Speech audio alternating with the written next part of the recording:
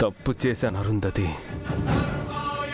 ఆ మనోహరి నీ ప్రాణ స్నేహితురాలు అనుకున్నాను, కానీ నీ ప్రాణాలను తీసిన హంతకురాలను అనుకోలేదు. నా గురించి నీకు మొత్తం తెలిసిపోయింది అమరేంద్ర. ఆరుని చంపని నన్ను నువ్వు బ్రతకనివ్వవు, నీతో కలిసి బ్రతకలేనని నాకు అర్థమైపోయింది. తను నిన్ను చంపిన హంతకురాలని తెలియక ఇంట్లో పెట్టుకున్నాను.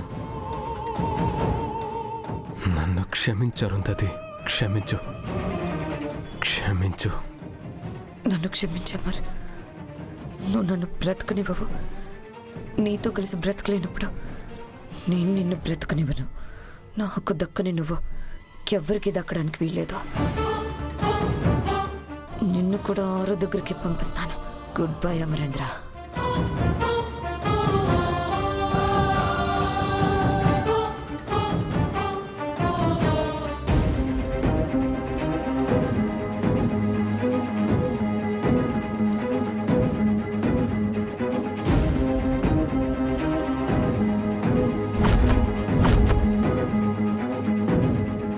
మహర్షి, ఆ దుష్టురాలు అమరేంద్రకు అపాయము తలబెట్టబోచున్నది.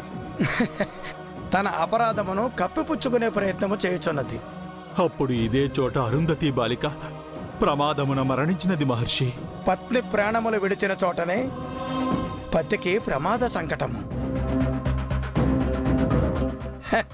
విధి విలాసము ఎంత విచిత్రము మహర్షి, ఇది దారుణము.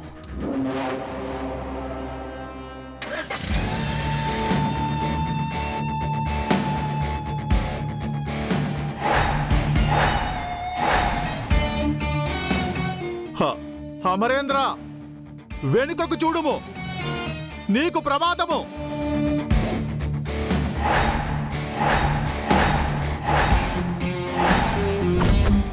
అమరేంద్ర! విచిత్ర, ఆగుము.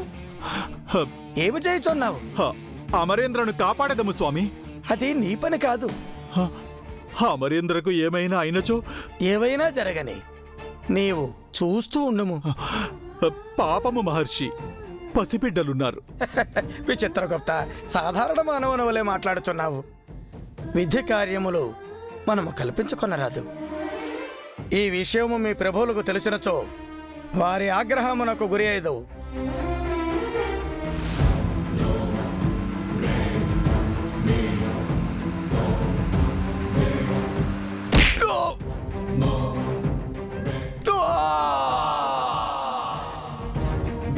సార్,